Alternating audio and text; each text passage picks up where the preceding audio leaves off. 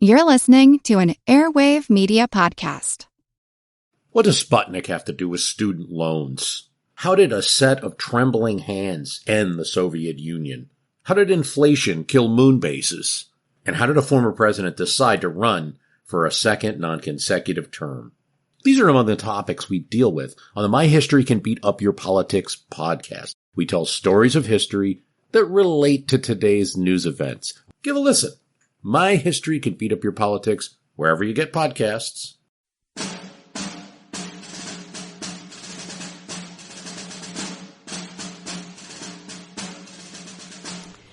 We were deployed 8 feet apart in order to extend our line as far as possible. We were behind a rail fence with just enough distance from the road to lie down at full length and rest our rifles on a low rail where good aim could be taken. I suppose we were in position nearly an hour before the enemy's advance column appeared in our front. About 200 yards distant was another rail fence, a freshly fallowed field lying between us. We had strict orders not to fire until the enemy was in good rifle range. Their force outnumbered our own so greatly that while we were holding them back in our front, they had lapped around our right and left for some distance. When it given a signal, they made a desperate rush upon our line. Though we popped our rifles as rapidly as possible, it seemed evident that we would soon be overwhelmed. When they were about 20 yards distant, I was shot in the left arm, about 3 inches below the elbow, the bullet passing between the two bones, then through the elbow joint and lodged in the muscle of the arm. I do not know whether it was the excitement or what, but I felt no more pain at the time than if a brush had hit me, but the blood trickling to my fingertips and the utter uselessness of or inability to move the arm made me realize that it was broken, and before the enemy reached the fence, I pulled myself into the road.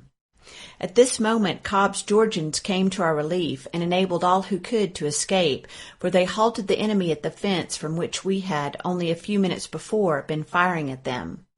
For fully 10 minutes the bullets were hissing near my ears, and as soon as the enemy crossed over, I held my shattered arm in my right and took refuge in an old cooper shop near the roadside, where a number of Federal soldiers were making good use of several barrels of fresh cider.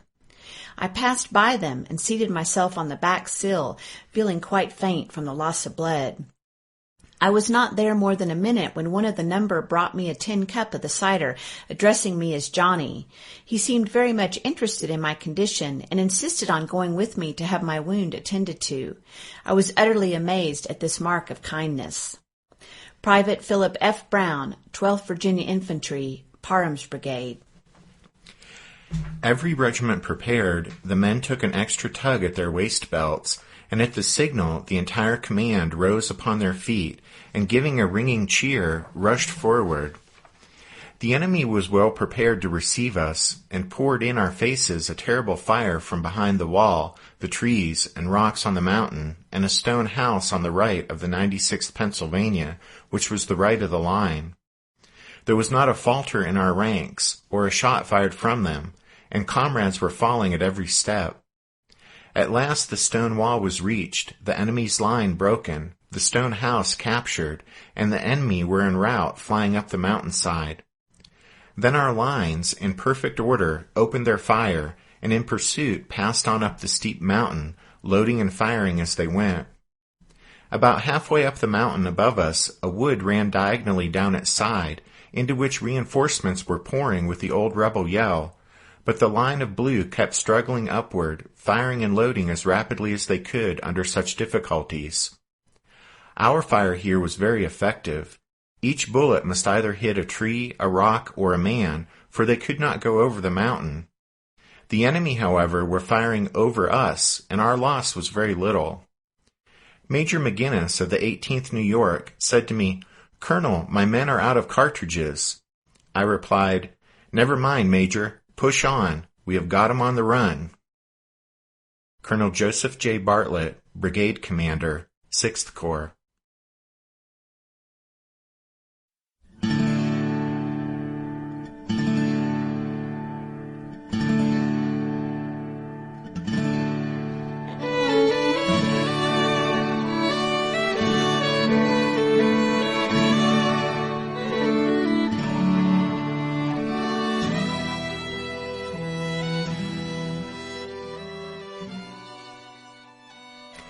Hey everyone, welcome to episode number 186 of our Civil War podcast. My name is Rich. And I'm Tracy. Hello, y'all. Thanks for tuning into the podcast. With the last episode, we looked at some of the tough fighting that took place at the Battle of South Mountain on Sunday, September 14th, 1862. We saw how Reno's Ninth Corps had fought for possession of Fox's Gap and how Hooker's First Corps had conquered both the terrain and the rebels in order to turn the left of the Confederate line north of Turner's Gap. As night fell across South Mountain, bringing that bloody Sabbath day to a close, the Confederates technically still held vital Turner's Gap, but just barely. And in any case, their loss of Fox's Gap just to the south meant their right had been turned, and so there was little doubt that come Monday morning, the Federals would complete their victory here in this sector and completely rout whatever rebels might still be trying to hold on to Turner's Gap. That Sunday night, George McClellan telegraphed Washington, happily telling Henry Halleck about Reno and Hooker's success. But when Little Mac sent off that message to Halleck, he only reported on the action that had unfolded to his immediate front, where he had observed the fighting. As McClellan made clear in the note, he didn't yet know the results of William Franklin's efforts down at Crampton's Gap, 6 miles to the south. As you guys will recall, McClellan, in his plans for September 14th, expected much from William Franklin and the soldiers of Franklin's Sixth Corps. In fact, Franklin would play the key role in Little Mac's overall plan for cutting the Confederate Army in two and beating the rebels in detail. While Ambrose Burnside and McClellan supervised the operations of the Federal right wing at Turner's Gap and held D.H. Hill and James Longstreet in place there, Franklin was to punch across South Mountain at Crampton's Gap, a half a dozen miles to the south, and effectively drive a wedge between the divided segments of Robert E. Lee's army. Once through Crampton's Gap and across the mountain, Franklin would be in Pleasant Valley, the key to the back door to Harper's Ferry. And so McClellan expected that Franklin, by moving aggressively, would not just drive a wedge between Lee's divided columns, but would also lift the siege of Harper's Ferry and relieve the Federal garrison there. Exactly. At any rate, Franklin received his orders late on Saturday evening, and in them McClellan left little doubt about exactly what he expected from the Sixth Corps on Sunday. After reading Little Mac's instructions, and before turning in for the night, Franklin sent a wire back to McClellan saying, quote, "I have received your orders, understand them, and will do my best to carry them out. My command will commence its movement at 5:30 a.m. True to his word, Franklin had his troops on the road early on Sunday morning. But after a march of 4 miles toward South Mountain, Franklin called an hour-long halt to give some reinforcements from the Fourth Corps time to come up, even though McClellan had given him specific instructions not to wait for those men. During the delay, Franklin's soldiers could hear the faint, though ominous sounds of battle drifting down from the northwest, where just then Cox's Ohioans were slugging it out with Garland's North Carolinians for control of Fox's Gap. Unfortunately for McClellan, Franklin's hour-long delay that morning was just a taste of things to come.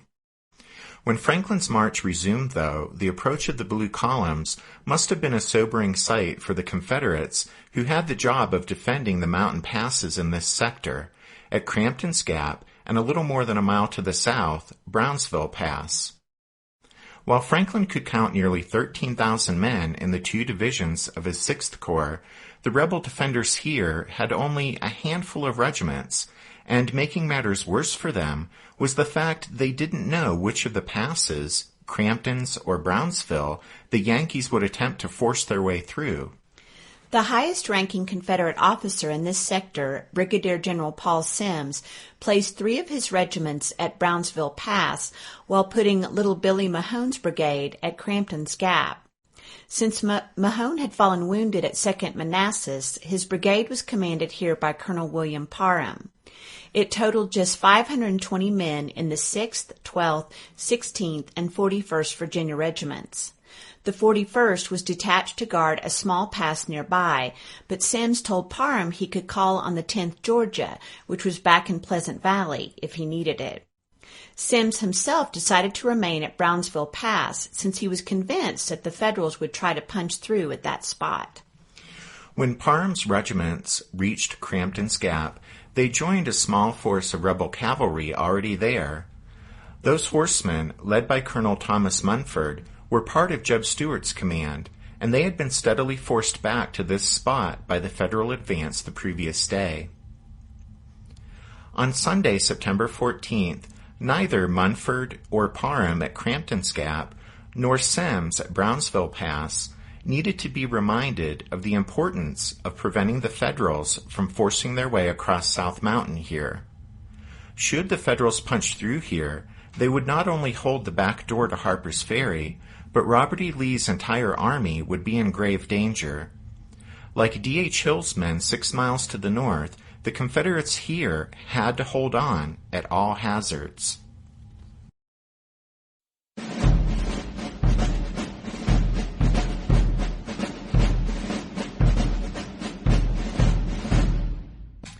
About noon on Sunday, the vanguard of Franklin's advance ran into Munford's Confederate horsemen outside Burkittsville, a small village just to the east of South Mountain. The Federal skirmishers drove the rebel horsemen back to the village and then ran into a stronger line of Confederates behind a stone wall at the foot of the mountain. This was not only Munford's cavalry, but also Parham's infantry. About 12:30, while his skirmishers were trading shots with the Confederates behind the stone wall at the foot of the mountain, Franklin established his headquarters in a house 1 mile east of Burkittsville and promptly sat down to enjoy a leisurely lunch. Even as the skirmish fire intensified, the rest of the 6th Corps continued to come up, but rather than immediately feeding them into the fight, Franklin allowed the men a chance to rest and catch their breath. This, despite the fact that he had just received an urgent note from McClellan reminding him of the critical need to press forward and seize Crampton's Gap with all possible speed.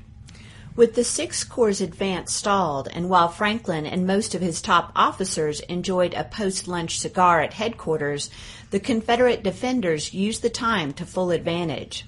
Semmes and Munford both sent pleas to Lafayette-McLaws for support, even while they worked to strengthen their positions. As you guys will recall, McLaws was leading part of the Confederate force besieging Harper's Ferry, and it was his command that would be in grave danger if the Yankees succeeded in punching through Crampton's Gap and getting into Pleasant Valley. Right. So in response to those pleas for help, McLaws ordered Howell Cobb's brigade of Georgians and North Carolinians to march to Brownsville in Pleasant Valley, where it would be in position to support either Semmes or Munford. McLaws told Cobb to, quote, hold the gap even if he lost his last man doing it, end quote. The 10th Georgia had already been ordered up from Pleasant Valley, but until Cobb's brigade of 1,300 men arrived on the scene, there would only be about 1,100 Confederates to confront Franklin's entire 6th Corps. Semmes had perhaps 300 at Brownsville Pass, while Munford and Parham had about 800 at Crampton's Gap. Munford positioned his main line of battle along Mountain Church Road, which ran parallel to South Mountain at its eastern base, roughly a third of a mile west of Burkittsville. And by the way, Munford was the senior officer at Crampton's Gap, which was why he took charge of the defense there. But as was mentioned in that quote Tracy read at the top of the Post, even as Munford supervised the placement of Parham's 3 regiments, the Confederate defensive line was so thin that in some places the rebel soldiers stood 8 feet apart.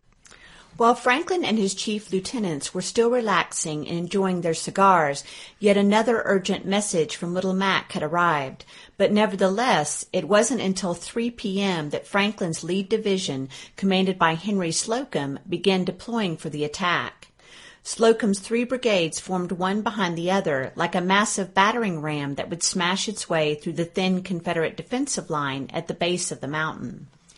Incredibly, despite McClellan's clear orders to Franklin the night before and his repeated urgings on Sunday, it wasn't until 4 p.m. on Sunday afternoon that the battle for Crampton's Gap finally started as Slocum's men began their advance against the stone wall.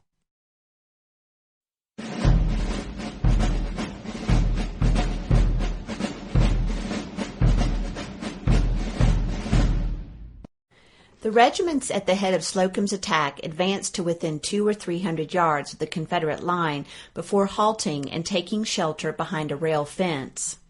Federal casualties mounted rapidly as the fence provided little real protection, while Confederate casualties were far fewer since they benefited from the good cover provided by the stone wall.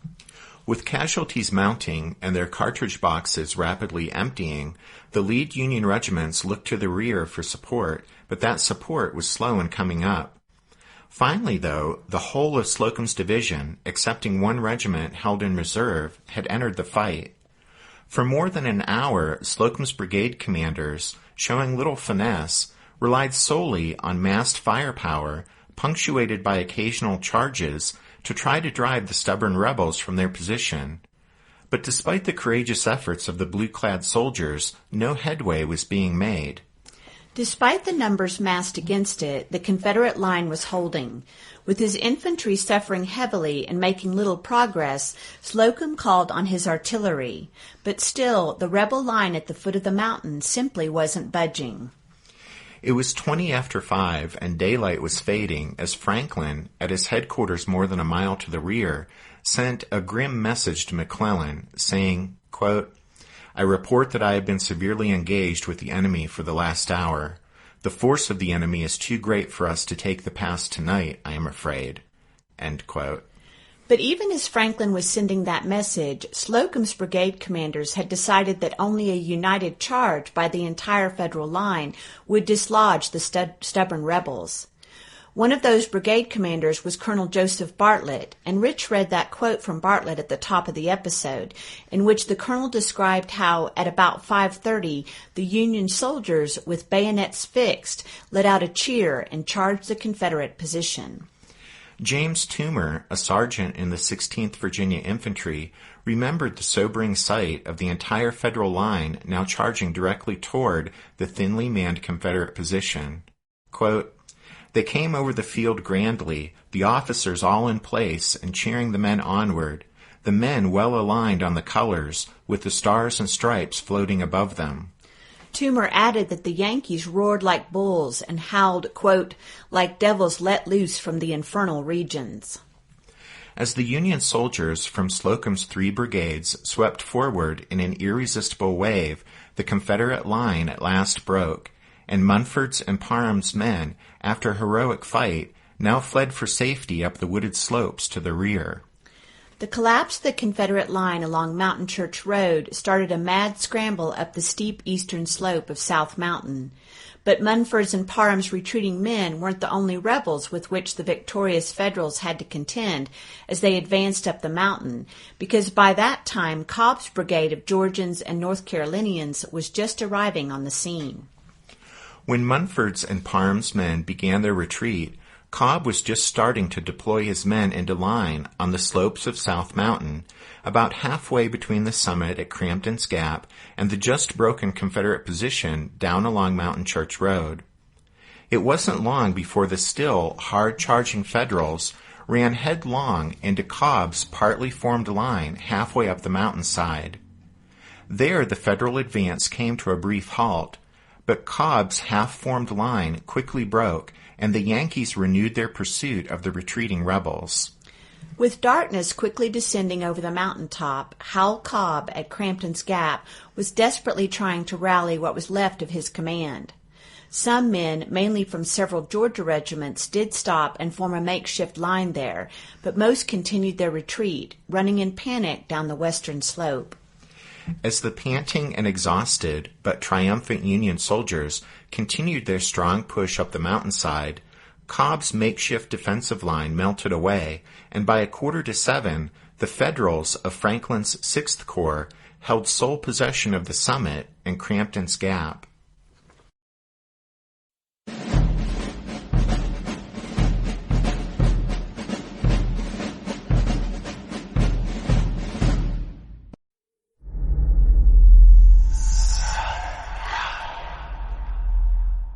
Hey y'all, spooky season is here. And if you're looking for a show to whet your appetite for a little haunted history, then I'd like to invite you to check out Southern Gothic, a chart-topping history podcast that explores some of the most infamous legends, folklore, ghost stories, and hauntings of the American South.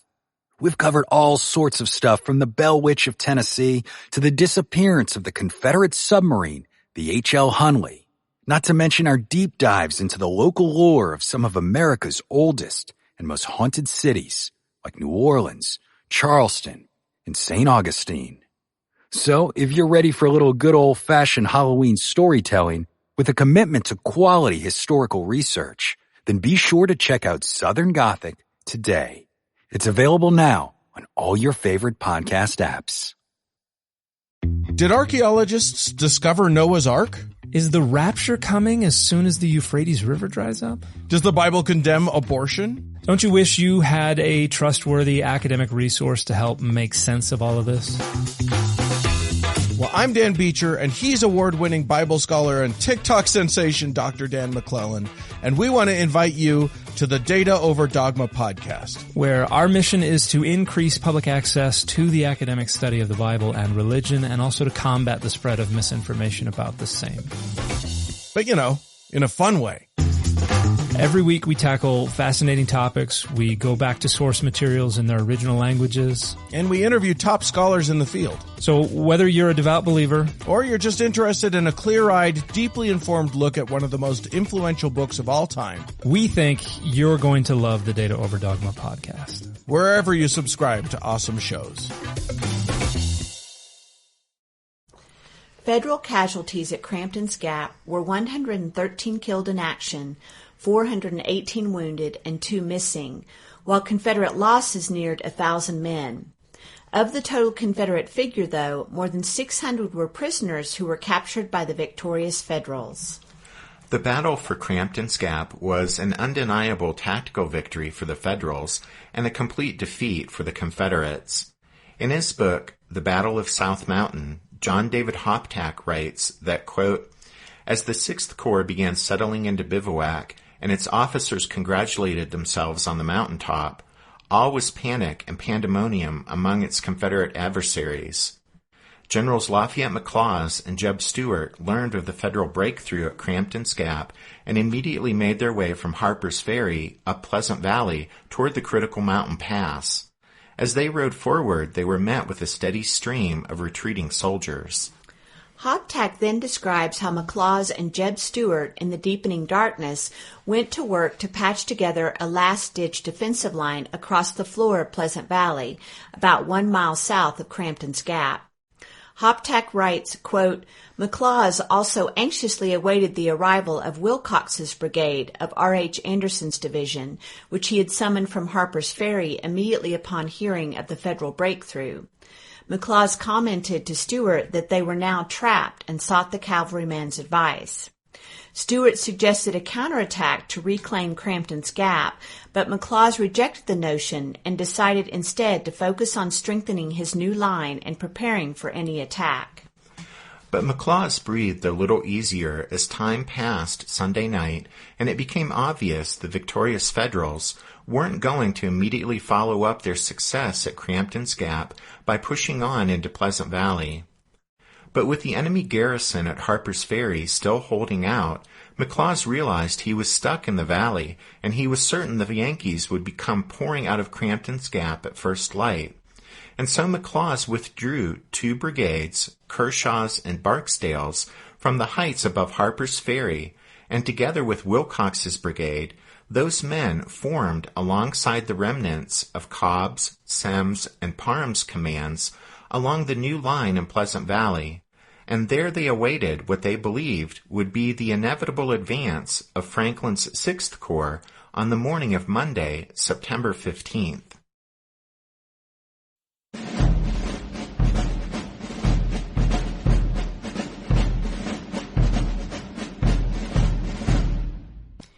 Late on Sunday, September 14th, Robert E. Lee, at his headquarters in Boonesboro, met with D.H. Hill and James Longstreet. Because of his injured, bandaged hands, Lee hadn't ventured near any of the day's action, but instead had been forced to rely on the reports and decisions of his subordinates. And now what he heard that night from Hill and Longstreet wasn't encouraging. Hill explained that he and Longstreet had been unable to prevent the Federals from gaining secure positions to the north and south of Turner's Gap, and that although the Confederate forces still held the vital pass itself, that position would be untenable come morning when the Yankees renewed the fighting. At this point, Lee wasn't yet aware of the disaster that had occurred 6 miles to the south, down at Crampton's Gap, but this report from Hill and Longstreet regarding their sector was grim enough. Both men made it clear they thought their force must retreat from South Mountain. Robert E. Lee thought so too, but for him, the decision to retreat meant much more than the withdrawal of Hill's and Longstreet's men from the mountain. In fact, for Lee, the decision meant that he must abandon his entire campaign and end the offensive strike north that had begun with so much promise just 10 days earlier. That all must be given up, and instead there would be a retreat westward through Sharpsburg and across the Potomac River at the ford at Shepherdstown. It was a difficult decision for Lee, but one he had to make, because as long as Harper's Ferry still held out, the threat of McClellan's Federals cutting the Confederate Army in two and defeating it in detail was simply too great to ignore. Lee had gambled by splitting up his army, and now with Harper's Ferry still holding out, and with the Federals about to burst through Turner's Gap, he had lost that gamble, and to save his divided army, he must withdraw back across the Potomac. On Sunday night, having given the necessary orders for the withdrawal of Hill's and Longstreet's troops from the mountain, Lee then arranged for the reunification of his army by sending word of his decision to retreat to his subordinates engaged in the siege of Harper's Ferry. At 8 p.m., Lee sent a message to Lafayette McLaws telling him, quote, "The day has gone against us, and this army will go by Sharpsburg and cross the river. It is necessary for you to abandon your position tonight." Keep in mind that Lee, when he sent that message at 8 o'clock on Sunday night, didn't yet know that the Federal 6th Corps had seized Crampton's Gap and was about to move into Pleasant Valley. And so Lee directed McLaws to withdraw from the heights above Harper's Ferry and, with his and R.H. Anderson's commands, retire northward up Pleasant Valley in order to unite with D.H. Hill and Longstreet, who were just then preparing to lead their men off the mountain. After sending those orders to McLaws, Lee sent a message to Stonewall Jackson, instructing him to abandon his position west of Harper's Ferry and move north to protect the ford across the Potomac at Shepherdstown. The first of Hill's and Longstreet's men began their retreat from South Mountain at 10 p.m. Sunday night. The last unit wouldn't begin their withdrawal until 4 a.m. Monday morning, and they wouldn't pass through Boonesboro until after daybreak. In the darkness, it was a sometimes chaotic and disorganized retreat, with many Confederate soldiers simply too worn out to continue marching, falling by the wayside to be gathered up on Monday by the pursuing Union columns. On Sunday night, McClellan was elated at the results of the day's actions. At 9:40 that night, he sent that happy telegram to Halleck. Then, sometime after midnight, he learned of Franklin's success at Crampton's Gap.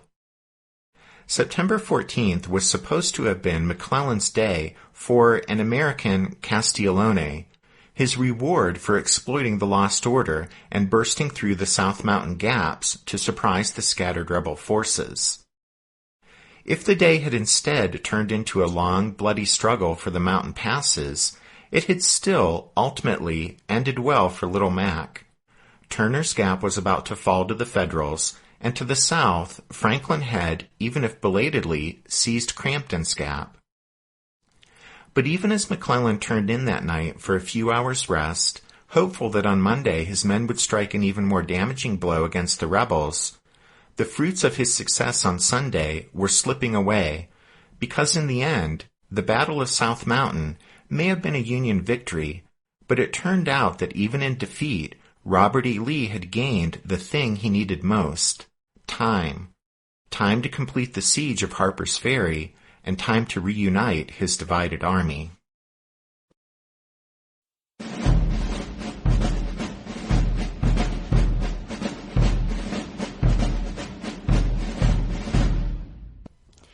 Early on the morning of Monday, September 15th, the first federal pickets advanced cautiously at Turner's Gap, only to discover that the rebels were gone. At Fox's Gap, the Yankees also found that the Confederates had slipped away in the night. News of this filtered back to McClellan, who quickly began organizing the pursuit. McClellan had already, the night before, instructed Franklin to renew his offensive in the morning by pushing into Pleasant Valley. So now, with a new flurry of orders, having thus made all the necessary arrangements for a pursuit, Little Mac sent another message to Washington. He told Halleck about Franklin's victory at Crampton's Gap and further praised the Army's soldiers for their successes on Sunday. He also told Halleck that the rebels had, quote, disappeared during the night, end quote, and that he was setting off after them, quote, to press their retreat to the utmost, end quote. Descending the western slopes of South Mountain from Turner's and Fox's Gaps, the Union pursuit got off to a good start on Monday morning. There was a dust-up in the streets of Boonesboro as some Confederate cavalry, caught completely off guard, were surprised by rapidly advancing Federal horsemen. But even though the Union pursuit got off to a good start, by the break of dawn on the 15th, the situation was already drastically changed. Rather than falling all the way back to the Potomac, Lee had instead halted his retreating columns overnight. And even as McClellan was issuing orders for the pursuit on Monday morning, Lee was just then forming a new defensive line to the southwest of Boonesboro along Antietam Creek, just outside Sharpsburg. This shift in Lee's strategy was forced upon him when he learned of the Federal breakthrough at Crampton's Gap. Remember, when Lee first ordered the retreat from South Mountain about 8 o'clock on Sunday night and sent off instructions for McLaws to abandon his position above Harper's Ferry, Lee believed McLaws would have been able to march north unimpeded through Pleasant Valley. But when Lee learned of the Federal victory at Crampton's Gap, he knew this was no longer possible and that McLaws would now have difficulty in rejoining the Army. Lee realized that if he continued with D.H. Hill's and Longstreet's retreat across the Potomac, he would be abandoning McLaws and R.H. Anderson to their fate. And so, in order to help McLaws' command escape, Lee had halted his men overnight at Keedysville, a small hamlet about 5 miles west of the mountain. From that position, Longstreet and Hill would be on the flank of any Union force that moved down Pleasant Valley to attack McLaws. By daybreak on September 15th, Lee still hadn't heard anything from McLaws. He sent yet another message saying, quote, "We have fallen back to this place to enable you to more readily join us. You are desired to withdraw immediately and join us here. The utmost dispatch is required." End quote. So early on Monday morning, Lee was still planning to retreat across the Potomac, but not without first seeing to the safety of McLaws' command. Daylight, however, revealed that Keedysville wouldn't do, as far as being a spot to make a defensive stand. Just a few miles farther west, though, there was much better defensive terrain along Antietam Creek. And so Lee issued orders for Hill and Longstreet to march toward Sharpsburg and form up with their commands on the high ground that rose behind Antietam Creek, where they would wait for McLaws to join them. It should be pointed out that although Lee appreciated McLaws was caught in a tight spot, the Confederate commander didn't seem to fully appreciate McLaws' predicament. McLaws had been receiving Lee's messages, but there was simply no possible way for him to follow Lee's instructions and join up with Longstreet and D.H. Hill. The long and the short of it was that McLaws, with 5,000 or 6,000 men, was boxed in Pleasant Valley. He couldn't move forward after Franklin advanced from Crampton's Gap, and he couldn't move backward as long as the Federal garrison at Harper's Ferry was still holding out. Meanwhile, though, Lee was apparently under the impression that McLaws could have extracted his command with some difficulty and joined up with Hill and Longstreet. But this was simply not the case, since McLaws was trapped. Period.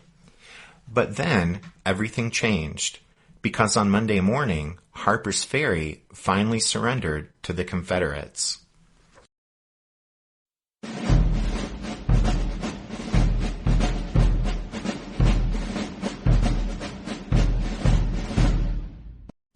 On Monday morning, as Franklin's men were advancing south down Pleasant Valley and coming into contact with McLaws' defensive line, the sound of cannon fire was still coming from the direction of Harper's Ferry.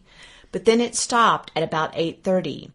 After that, at 10 a.m., a resounding cheer went up from the rebels. A Union skirmisher climbed atop a stone wall and shouted, "What the hell are you fellows cheering for?"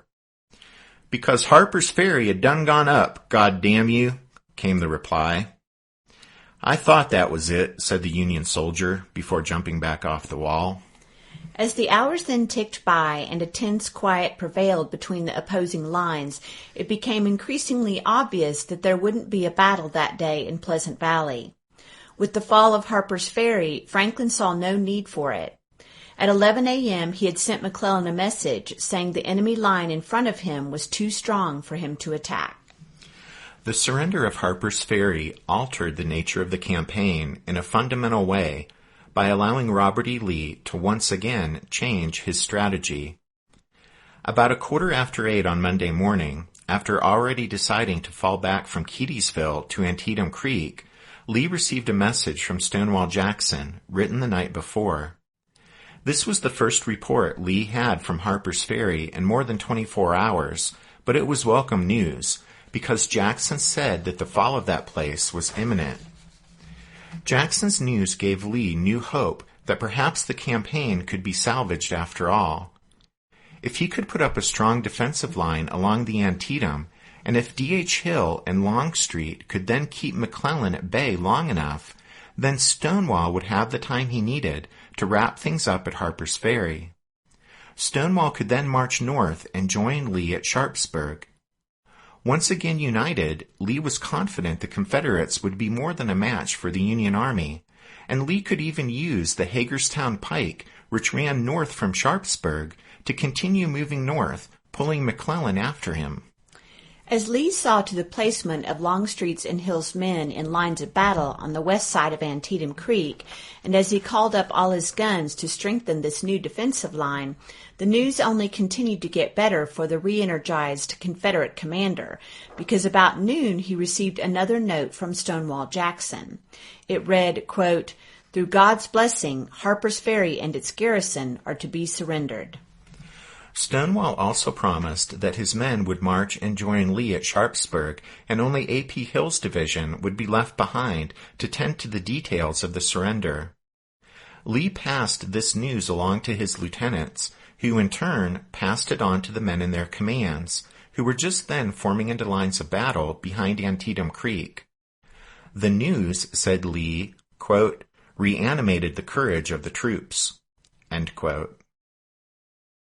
It's really quite amazing that just hours earlier, Robert E. Lee had been fully intending to abandon his campaign and give up on his offensive strike north. But circumstances, in the form of McLaws' predicament, had forced Lee to remain north of the Potomac. He couldn't retreat across the river without leaving McLaws to his fate in Pleasant Valley, and so Lee had halted Longstreet and Hill and placed them in a defensive stance behind Antietam Creek, where they could keep a careful eye on McClellan's approaching columns. However, when Lee learned of the impending fall of Harper's Ferry, his outlook brightened considerably. And now, with the capture of Harper's Ferry, the retreat was called off, and Lee set about attempting to salvage something of his campaign. Even as the Union Army inched its way closer to Sharpsburg, Stonewall Jackson's men, including McLaws' command from Pleasant Valley, were preparing to set off from Harper's Ferry to rejoin Lee. It was only at this moment that Robert E. Lee and his soldiers were able to fully appreciate what had been gained at South Mountain the previous day: time.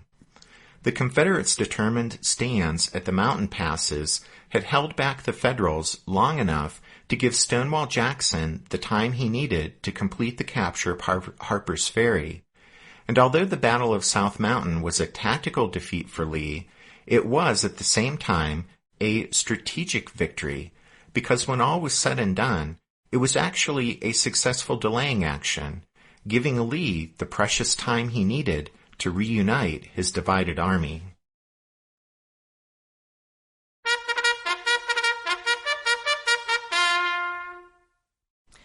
That means it's time for this episode's book recommendation.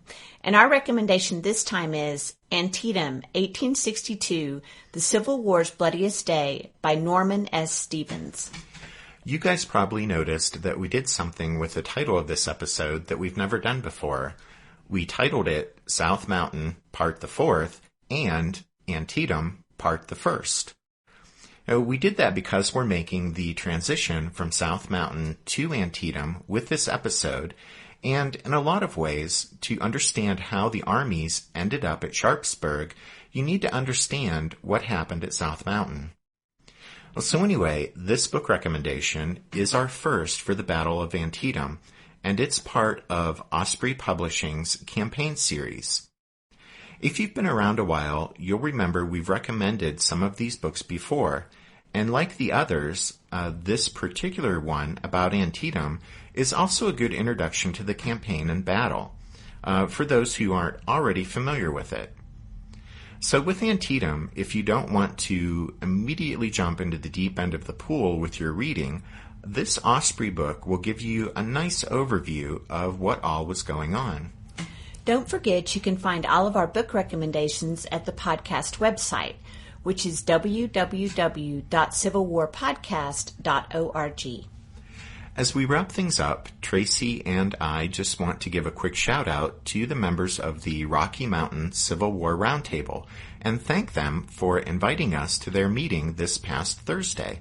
That was a real treat. Yep. And then we also want to thank the newest members of the Strawfoot Brigade, Bob, Nathan, Gary, and Ray.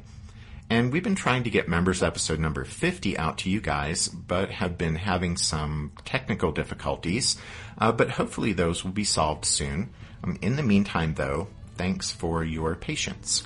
And thanks to all of you for listening to this episode of The Civil War, 1861 to 1865, a history podcast.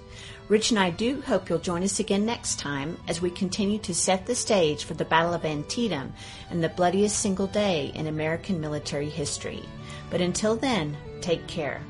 Thanks, everyone. Bye.